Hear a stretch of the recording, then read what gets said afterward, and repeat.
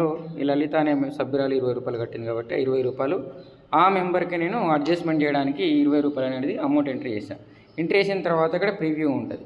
ఈ preview button మీద click చేయగానే సో మల్లెపూల లలితకి మనం 20 రూపాయలు ఇక్కడ మనము తిరిగి చెల్లిస్తున్నాం కాబట్టి ఆమె పేరు చూపెట్టడం జరుగుతుంది. సో ఇక్కడ కొనసాగించండి అనేది ఒక సింబల్ ఉంటుంది. దీని మీద క్లిక్ చేస్తే మీకు ఆటోమేటిక్గా ఫోన్పే కానీ గూగుల్ పే మీద ఏదైతే దాని ఏ యూపీఐ పేమెంట్ ద్వారా అయితే మీకు తిరిగి చెల్లించాలనుకుంటున్నారో అక్కడికి తీసుకెళ్తుంది. ఒకవేళ ఆమెది కాదు అనుకుంటే రద్దు చేస్తే మళ్ళీ తిరిగి వెనక్కి ఇవ్వడం జరుగుతుంది. సో నేను ఇప్పుడు కొనసాగించండి అని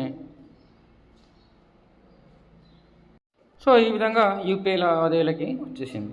సో యూపీఐ లావాదేవీ స్క్రీన్లలో యూపీఐ మనం క్లిక్ చేసుకున్న తర్వాత ఫోన్పే గూగుల్ పే మీరు ఏ త్రో అయితే మీరు కట్టాలనుకుంటున్న తిరిగి చెల్లించాలనుకుంటున్న అమౌంట్ అది కనబడుతుంది. ఇక్కడ నేను ఫోన్పే ద్వారా 20 రూపాయలు చెల్లించాలనుకుంటున్నాను కాబట్టి ఫోన్పే మీద క్లిక్ చేశాను. సో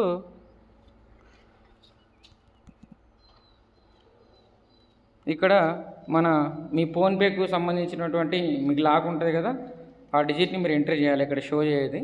సో ఎంట్రీ చేస్తే ఆటోమేటిక్గా మనకు ఫోన్పేలోకి వెళ్ళిపోతుంది. సో ఫోన్పేలో ఇక్కడ అమౌంట్ కనబడింది. ఇక్కడ 22 రూపాయల 36 పైసలు అంటే మనం ఎంట్రీ చేసిన అమౌంట్ 20 రూపాయలు. ఈ 2 రూపాయల 36 పైసలు అనేది మనకు ఛార్జెస్ విధిస్తారు. సో నేను ఈ 22 రూపాయల 36 పైసలు నేను ఎంట్రీ చేస్తున్నాను. సో ఇది